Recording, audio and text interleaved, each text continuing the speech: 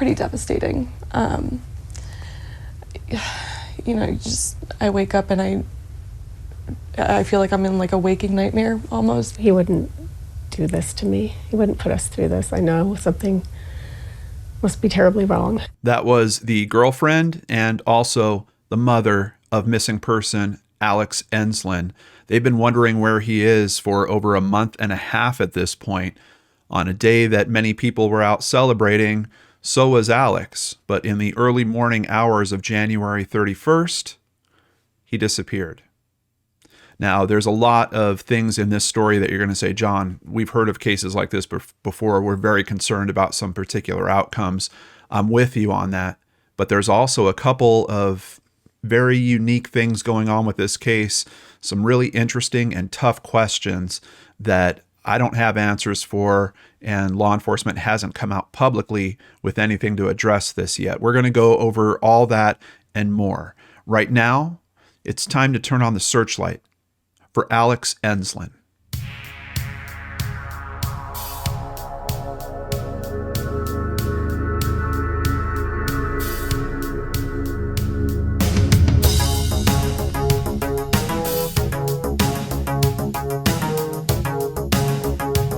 Welcome back to Brainscratch Searchlight. I'm John Lorden. Thank you so much for caring about these cases like I do and trying to help these families in these terrible, terrible situations.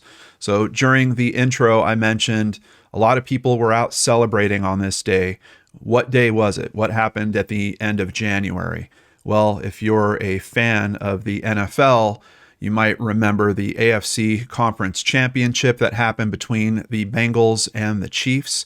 That was on Sunday, January 30th.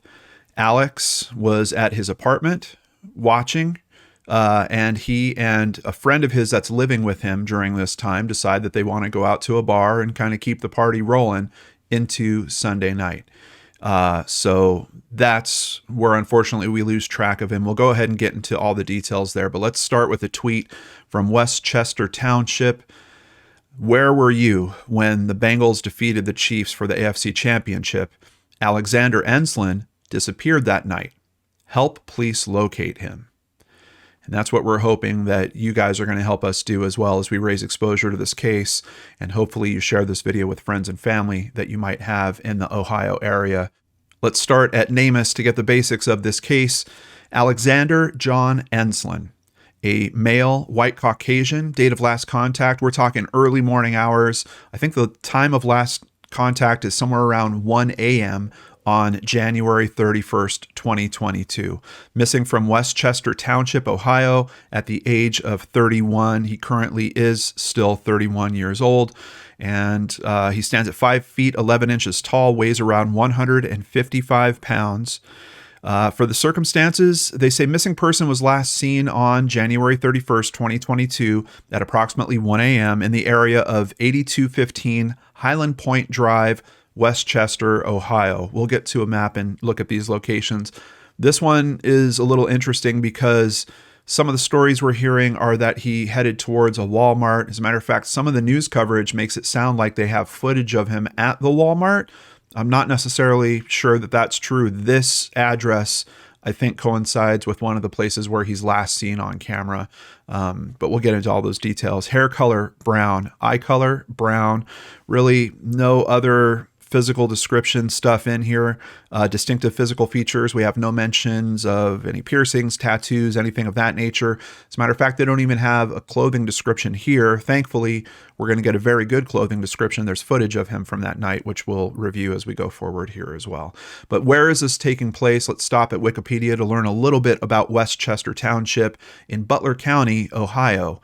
It's one of the 13 townships of Butler County, located in the southeastern corner of the county. It's the most populous township in Ohio, with a population at the 2010 census of almost 61,000 people.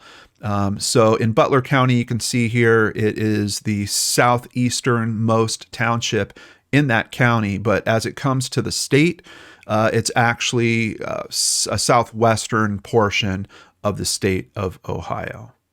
just showing you that stuff because I'm hoping maybe you have some friends, acquaintances out there. This is the area that we're targeting for information on this particular case. What can we learn about Alex? There is a Facebook profile available. Looks like it's a little old. Looks like it hasn't been used much recently. We can see just a few things in terms of his likes are listed in here. He seems to be a fan of animation. He likes American Dad. He likes SpongeBob. He likes Rick and Morty. He's also a fan of Drunk History, loves the movie Team America World Police.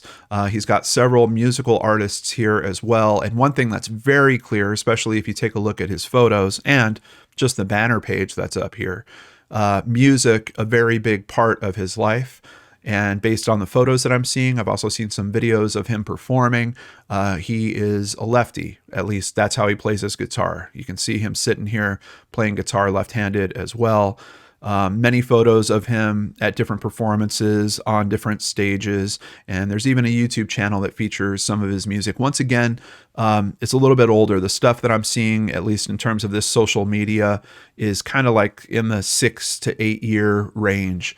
So I don't know if that was as big of a part of his life currently. I would probably think so, seeing how dedicated he was to it for all these years. But there's not a bunch of information that I'm finding for him. I also checked in at Web Sleuths to see what they were able to find for him. They basically found the same stuff that I did. Points of interest for this case. Let's stop at Google Earth and take a look. Of course, let's start with the area of Westchester Township.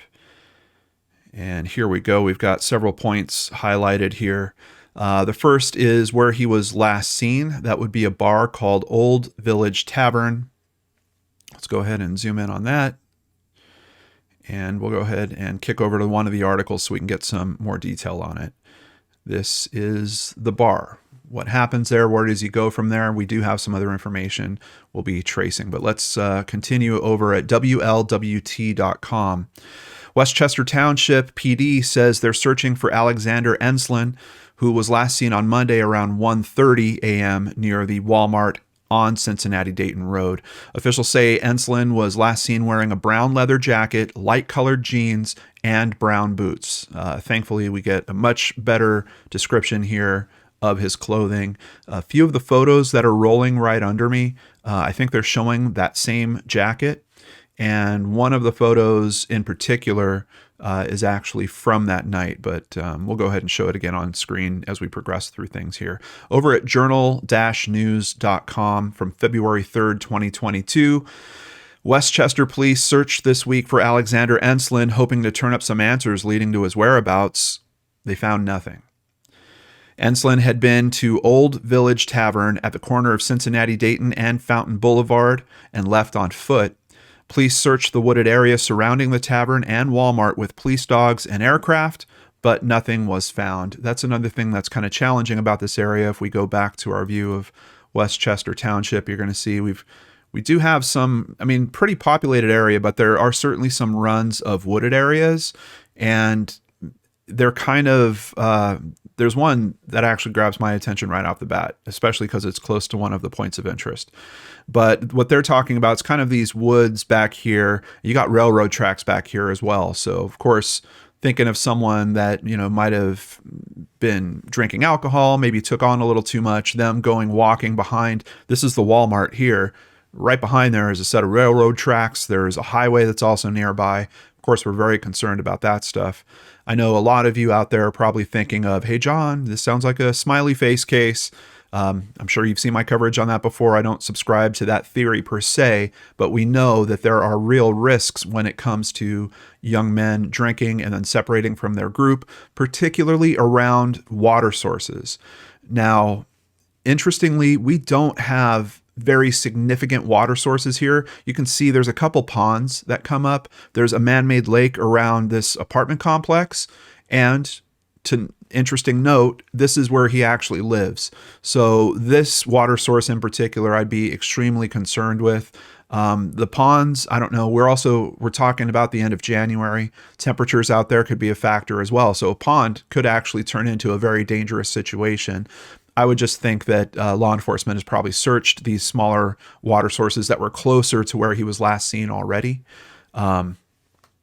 we'll get some more information about the bigger man-made lake as well. They're looking for anybody who might have seen him, said Barb Wilson, township spokeswoman. They're going to do everything they can to find him, but they need some help from the public. Enslen's roommate reported him missing, but detectives have also talked to his girlfriend and mother, and none of them have heard from him, Wilson said. Continuing over at WCPO.com, Enslen had been to Old Village Tavern at the corner of Cincinnati Dayton and Fountain Boulevard and left walking on Cincinnati Dayton, apparently to his apartment on Lakeside Drive. So that's what I mentioned. Basically, this Lakota Lakes Apartments, this is where he lives. Now, it looks like a pretty substantial apartment complex, and I don't know what section he might live in. It looks like there's multiple buildings all the way around this. I think it's highlighted the office here for the actual address. So you can see it's built like a giant horseshoe around this Lakota Lake. And we just don't know. We don't know what end of this he might have been going to, or what the easiest path to even get there would be.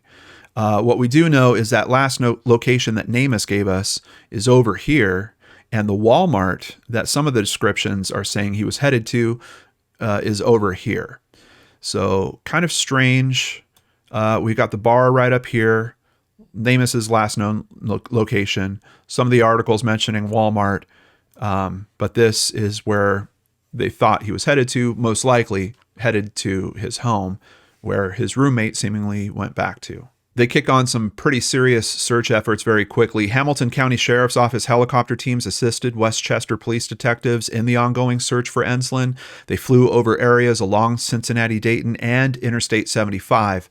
But again, nothing was found. Unfortunately, in the picture you see right below me right now, the type of clothing that he's wearing is going to be tough, I think, for the aerial searchers. You're not talking about, a bright yellow shirt that we're looking for, or bright orange pants or something like that. We're talking kind of muted tones, leather brown jacket, possibly a dark hoodie that's on under that. So the air search is, of course, already going to be tough. And then when you're talking about those kind of wooded areas that we have there as well, also going to add to the complexity here. And that's why I think they reach out pretty quick. And they bring in EquiSearch Midwest. So they also conducted a search in the area looking for Enslen or clues to his whereabouts. We're going to get more details from another article about them. Barb Wilson, the same spokeswoman, said there have been no new leads or information about Enslen, and police need help from anyone who may have information. They're really putting the call out very quickly that they need help here. Pretty soon they do wind up releasing some video. And this is him at the tavern. It looks like he's just walking into the restroom. And that's all we get. Now, we can see from the time code on here, this is happening at 11:23 on the evening of January 30th. So we're not quite in the range yet of his disappearance or what's going on around that. But one thing that we do get from this is a really good look at the clothing he's wearing. And you can see what I'm talking about, just a lot. It's a gray hoodie. It's a brown jacket. His pant color, I don't know, they might be jeans, but they're kind of darker as well. That's some of the best shot that you're going to get of him. There are some other images we're going to come across as well. But in terms of his clothing, that's the best shot that you get there. This is his roommate. I'm seeing in other places he might be a childhood friend of his as well. Over at fox19.com, they're talking about this mystery disappearance. They also mentioned that there's new video that's been released. It's the same clip that I just showed to you guys. Enslen's roommate, Gotham Boomreddy, says he and Enslen had been drinking together at a bar called the Old Village Tavern. Around 1 a.m., Boomreddy says that something happened inside the bar, which led to Enslen telling him they were being kicked out.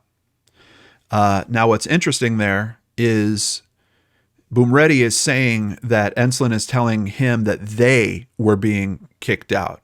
The way that that's phrased isn't necessarily that Enslen was saying he was being kicked out. It's not clear why Enslen was reportedly told to leave the business. He's got some comments here, but I'd rather run the video for you guys, so I'm going to skip over those. Enslen and Boomreddy started to walk back to their apartment at the Lakota Lake complex, about a half mile from the bar. Standard walking speed's about 3 miles per hour. For a half mile, you're talking about a 10-minute walk. when, according to Boomready, Enslen ran across the street toward the Walmart. So just they're walking down the street. All of a sudden, he takes off. If you are suspicious of that information, I feel like there's a big piece of information missing in it. I feel like that too. I just don't know if it's a piece of information that law enforcement is aware of, but for the sake of distributing this information, they didn't include that explanation. Loved ones said that Enslen never returned home and did not show up for work later that day. Let's take a look at a couple of the clips of what his roommate said about it here. He was pretty quiet.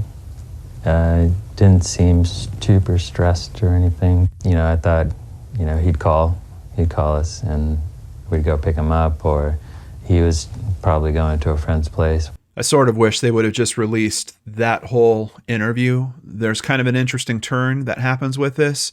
This is the only article that Boomready is quoted in. This is the only article that actually shows footage of him. From this point forward, his name disappears from the coverage.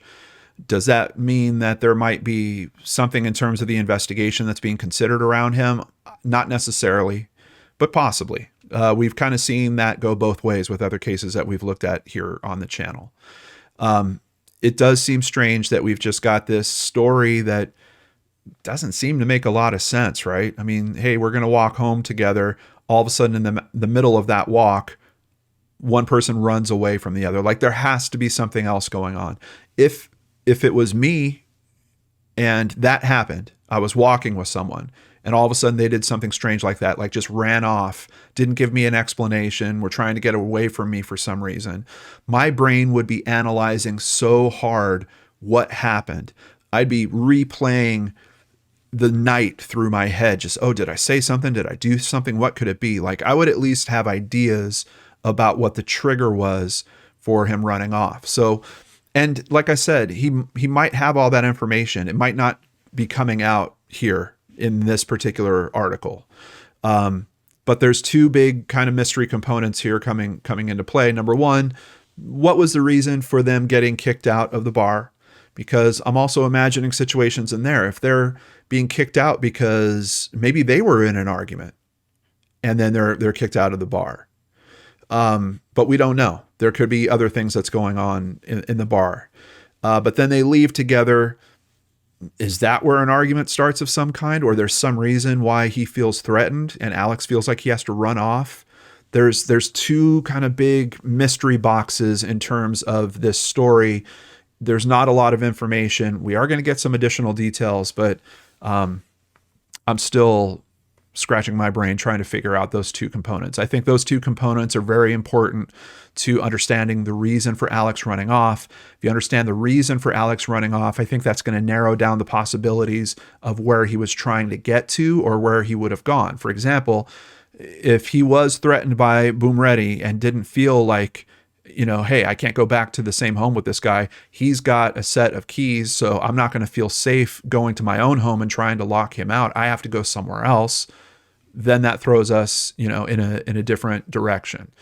If we're talking about some type of psychological break, something like that, I mean, it changes the scope of the information I think that the public needs for understanding how we can help. Because in that type of instance, it wouldn't be as focused in terms of where he's running off to. It would be much broader. Of course, I guess the question's the same when you put it to the public. We just need help from anyone that has seen Alex at any point around this or after this occurrence.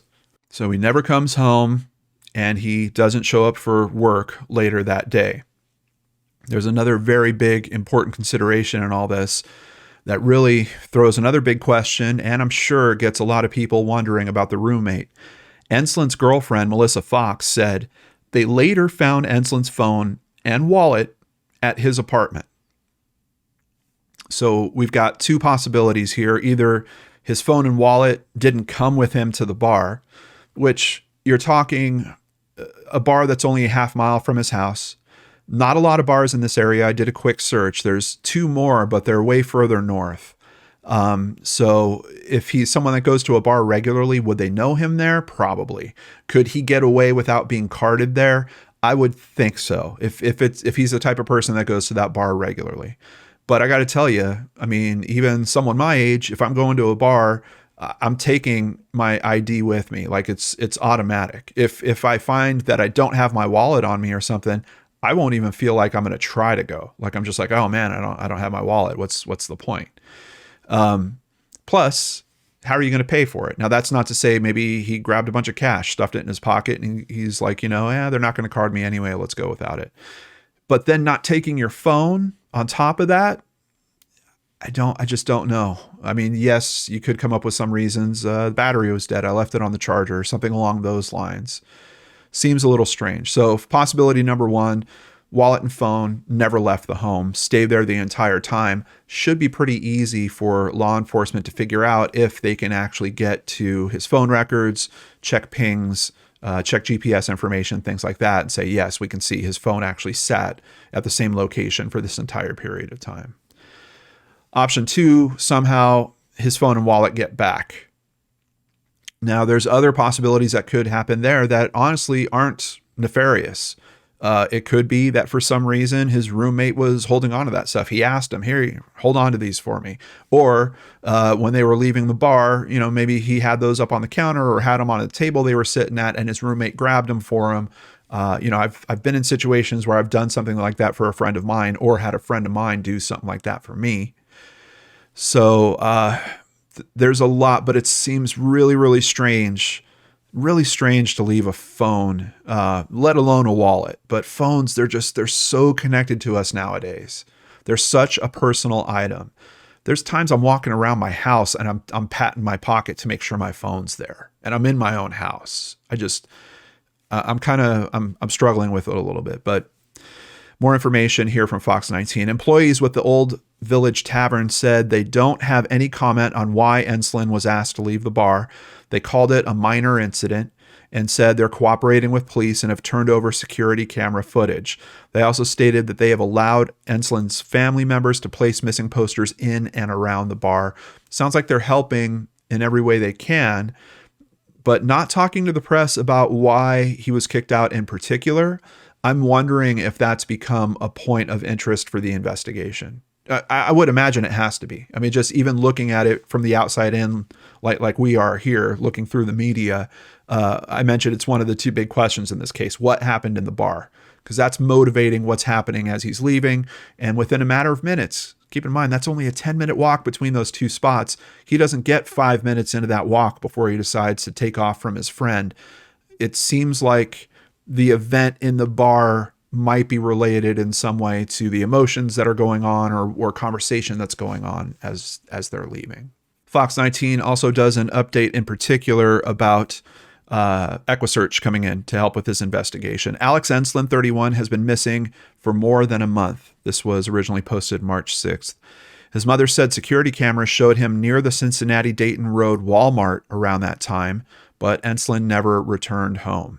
He should have been able to walk back to his apartment with not a problem, said Dave Rader, the director of EquiSearch Midwest. I'm baffled by this whole thing. He's not the only one. Rader says they've searched near the area where Enslen was last seen. They looked for him for more than 10 hours alongside relatives and investigators. We had about 12 to 15 EquiSearch members with boots on ground, checking specific locations that were possibilities, he said. We used ground pounders. Ground pounders, essentially, he's talking about the people that are working boots on ground. Because you've got, people that are flying drones. You've got people that might be in boats doing side sonar searches. Ground pounders are kind of the ones where if you are flying a drone and you're like, hey, there's an interesting color in this particular area, let's send some ground pounders in there to go get that item and figure out what it is. That's why they're called ground pounders, and they go where they need to go, no matter how tough the terrain. Not only that, but we did use our water resource, which is our remote-controlled sonar unit for some of the ponds that were in the area. So thankfully, we know EquiSearch also thinking along those lines. I'm sure they hear multiple stories like this as well. A young man goes out, goes drinking, disappears, and they know of the numbers when it comes to, unfortunately, these young men showing up in bodies of water. Rader says the weather that was moving through the tri-state around the time of Enslen's disappearance is cause for concern.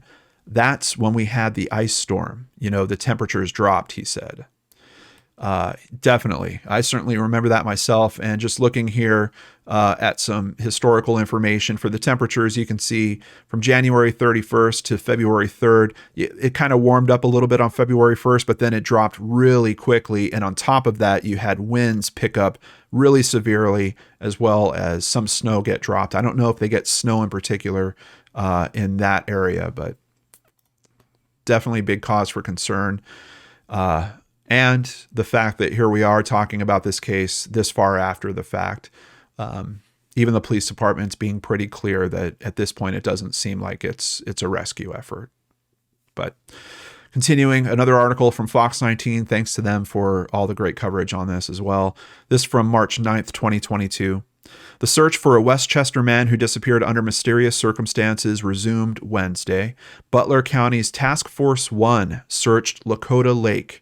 His roommate being the last person to be with him, I think you have to just consider the questions about that. Could the roommate be involved in a disappearance in some way? We've seen cases where that certainly does happen.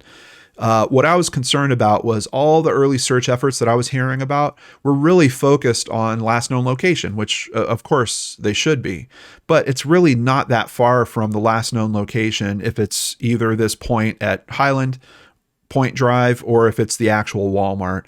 It's not that far to the most significant water source in this area, which is Lakota Lake. And then knowing that that's where he lives, it really jumped out at me like that needs to be something that gets searched quick. And they only have a certain amount of resources, and they focus those resources the best way they know how. They were going from where he was the story of where he was last seen, but they do have a camera that's confirming that. And back here, you've got a bunch of brush. You've got the train tracks. You've got an area that is certainly worth searching. I'm thankful that EquiSearch gets in there and helps. And then we have Task Force 1 also jump in with searching on Lakota Lake. We're going to hear some details around that. Not an easy search that time of year. And the lake, some of it's liquid, some of it's ice. It's kind of a mix of slush all at that point. I'm sure very tough technically as well. Alex lived at the Lakota Lake apartments beside the 7-acre lake.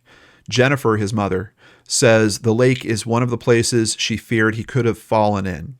It seemed like a possibility. This lake is a big obstruction where he was and where he was presumably trying to go to his apartment. And at the time, it was frozen partially and covered with snow. So we thought that might be a possibility, his mother said.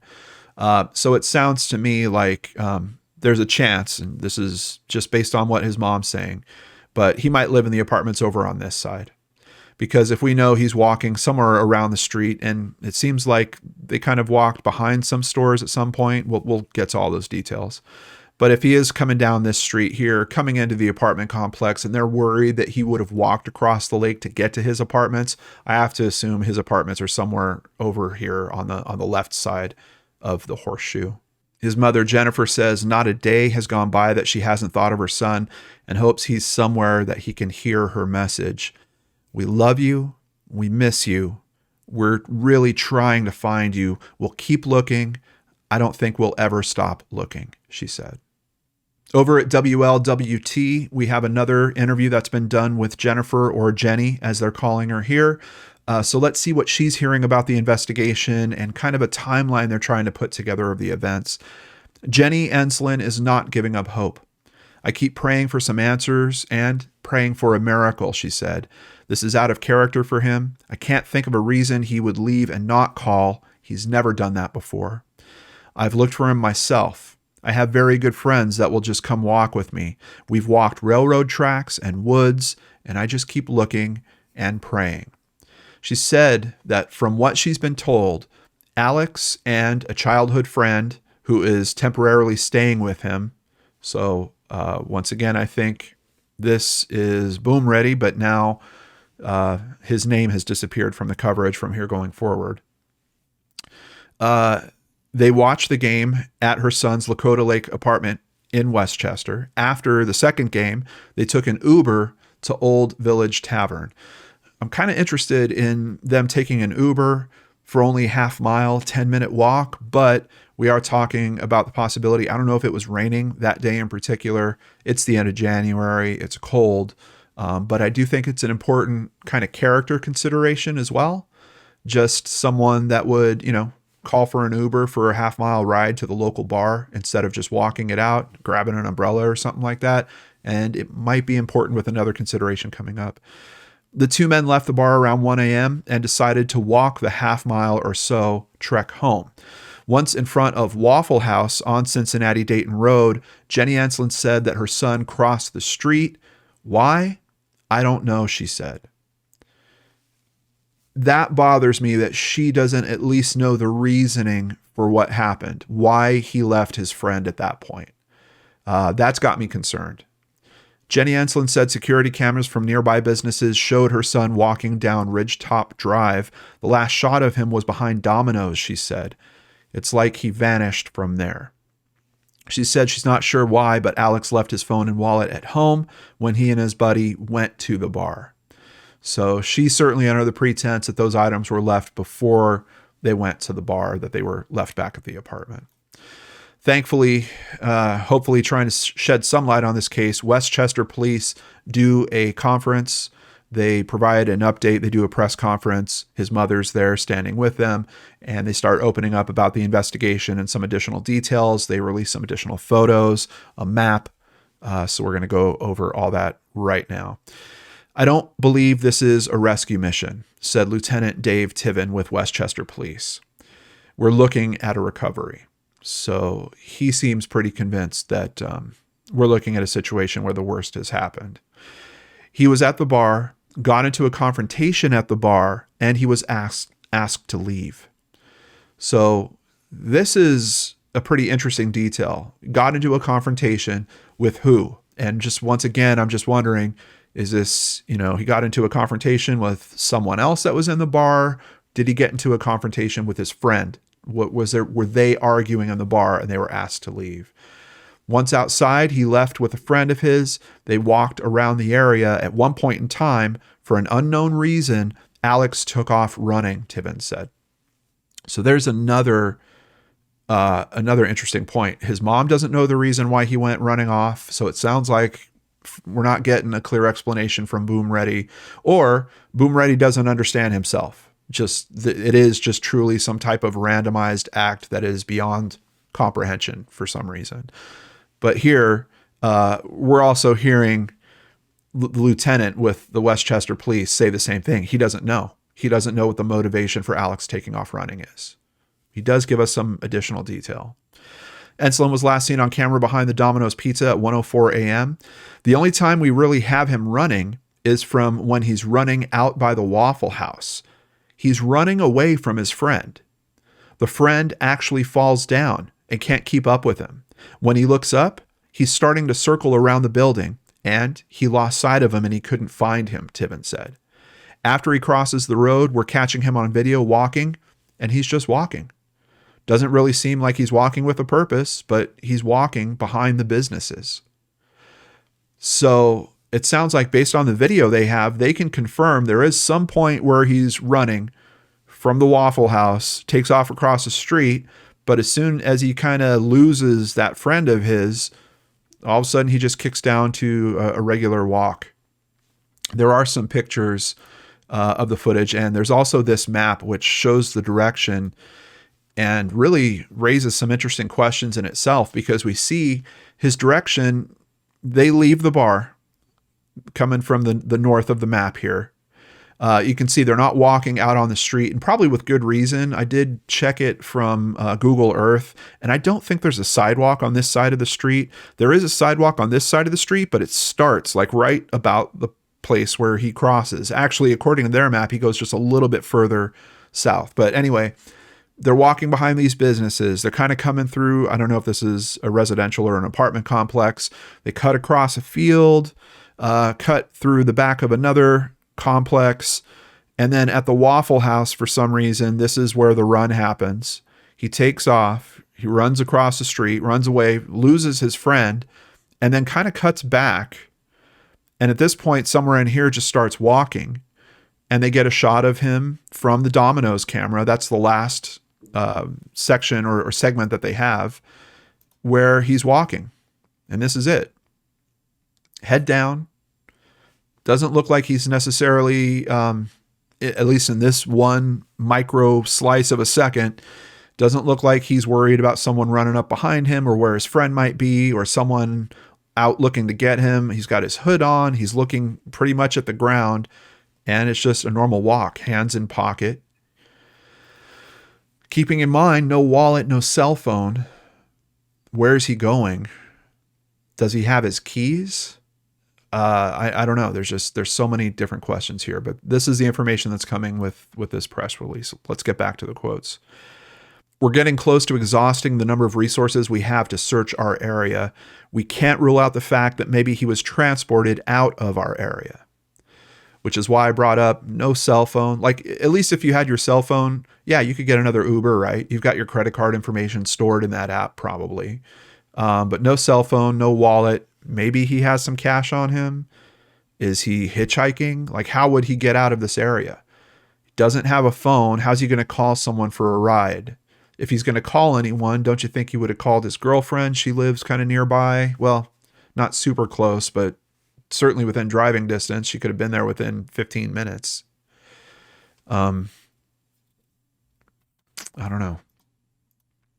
This is another shot of him in the bar. And is it just me, or does it look like he's reaching for something inside of his coat here? I'm wondering about the possibility that maybe he did have his phone. Maybe he did have his wallet. Is there another item that he would be reaching for like this while he's inside of a bar like that? It looks like someone that's about to pull out a wallet to like pay a tab or something. I don't know. Over at journal-news.com, police are widening their search. Quote, I can't say that Alex is not in this area, Tiven said, noting that snow and rain did slow down the search, but they didn't stop it. We can't say he's not around here, but it's been searched. And every one of our searches corroborates every one of our other searches, meaning there's no indication he is here. Tiven said maybe someone gave Enslen a ride out of the area or to an area not caught on a video camera. Quote, he does have a girlfriend in the Middletown area, so we're starting to trace those routes as well. We're asking anybody that might have seen someone walking around back behind the Walmart area or gave him a ride to contact us, Tiven said. I don't know, like it doesn't seem super feasible that he's trying to get to his girlfriend's house. It's over 12 miles away. In terms of walking time, you're talking over 4 hours of a walk. Not to mention, it is north of where the tavern is. Based on the map, I mean, yeah, I guess he could have said, okay, I'm going home. Oh, wait, no, I'm not. And now I'm starting to head north. I mean, it does look like he's moving in that direction. But based on what Tiven's saying about the interaction that happens here, he seems clear that he's running away from his friend for some reason. And I don't know, if you're trying to get away from someone, is there something instinctively that tells you, oh, I've got to backtrack a little bit and hide back here? I don't think you would continue in the direction that the person thought you would keep going in, or that they would know that you would go to, like your own home. Like if you're running away from your friend and you're trying to ditch them for some reason, are you going to run in the same direction and keep going the same way to the intended destination? Probably not. There's just something about this movement here that really makes it seem like he was trying to shake his friend for some reason. What happens after that? No one knows. All of these woods have been searched. The bodies of water have been searched, Tiven said. We can't rule out the fact that maybe he was transported out of our area. One theory is maybe that Enslen hopped in a car and asked someone to drive him to his girlfriend's house in Middletown. Maybe they gave him a ride because he was belligerent in the bar. Maybe they gave him a ride and he got belligerent in the car and they're like, upon further review, this is a bad idea. Get out of my car. They dropped him off somewhere, Tiven said. So you can see, I mean, even the lieutenant, I mean, he's really just trying to come up with a theory that makes some kind of sense around this. I don't know how easy it would be to be hitchhiking at 1 o'clock on a Sunday, and that's rolling into Monday morning, I mean, there is a highway nearby, you know, and I think that's part of one of the theories I've been hearing is that he would have, you know, gotten to I-75 and tried to hitchhike from there. Another piece of information that comes out here at WLWT, a quote from Tiven: he was intoxicated when he got to the bar. So obviously, you know, they started the party at home. They decided that they were going to go to the bar. And another quote from Tiven: he did continue drinking, obviously, when he got to the bar. Tiven released new photos from security cameras of Enslen sitting at the bar. We saw that one already. Sitting outside vaping and walking to the bathroom. We've seen the footage of the bathroom.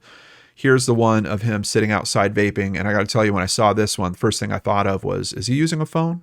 Is he using a phone in his hand? Perhaps his vape is what he's handling in this other photo, where I say, hey, it looks like he's reaching for something. Maybe he's reaching for his vape and he's about to step up and go outside. I don't know. But there's the other picture of him. And of course, the pictures and videos show what he's wearing that night. At this point, police say anything is possible, and they're hoping someone can help Enslen's family get the answers they deserve. I'm hoping that too. If just take a moment, please think about, do you have any friends, family, acquaintances in Ohio? Please take a moment and share this video with them. Let's help raise exposure and help get more eyes, ears, and hearts open and looking for Alex and trying to help his family find the answers here. Continuing at fox19.com, what about tips? How are the police doing on that front? Lieutenant Tiven, very straightforward. The tips coming into police have been non-existent, he says. We haven't had any tips, but we're getting close to exhausting the number of resources we have to search this area. No tips at all. So please, raising exposure to this case, extremely important. How can we have no tips at all coming in for this? The conditions of the water, in terms of when Task Force 1 went in and searched the lake, he's talking about them here, whether they were solid ice, partial ice, whatever. We couldn't rule out the fact that maybe he tried to walk across the pond or that maybe he stumbled into the water walking across. Of course, Task Force 1 has been searching that water source. They have not found anything there. So it's another empty find on a series of searches. Unfortunately, that's all the information that there is about this at this time. There's a couple more links I'll have down below. One to a Reddit thread where someone is asking, please help me find my friend, as well as the Web Sleuths thread. It's only at about 2 pages right now.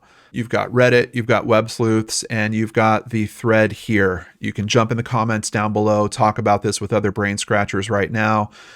Usually family members do find these videos. If you have any helpful suggestions for them, let's drop those in the comments down below as well. One other link you're going to find in the sources in the description box down below, on top of contact information for Crime Stoppers. If this is a case where you need to remain anonymous for some reason, call it into Crime Stoppers.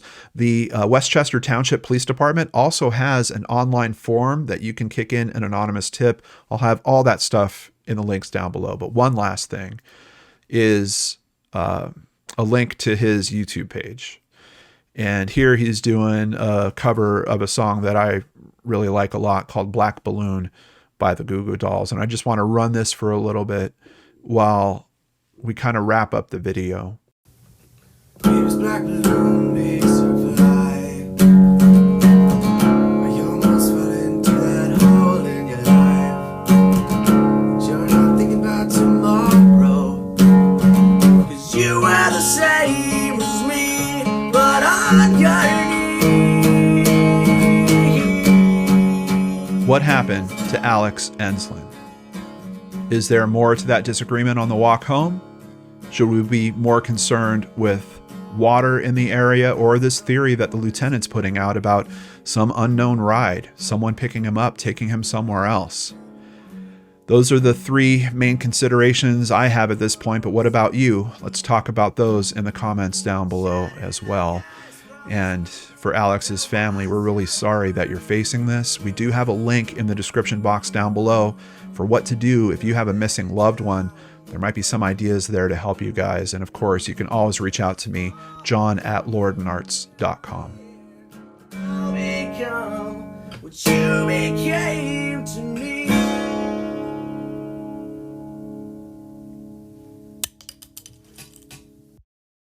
A big thank you to people that help keep us here doing this. We always run limited commercials. We have for 7 years.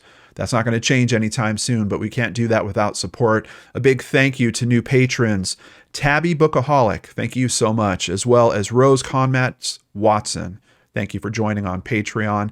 If you'd like to support the channel, please visit lordandarts.com. There you can sign up for Patreon, sign up for PayPal, buy merchandise, or even buy us a coffee like Candy Bishop recently did. We really appreciate your support. Stay safe, have a nice weekend, and we'll be back on Monday with a brand new episode of Case Cracked right here on the Lord and Arts channel.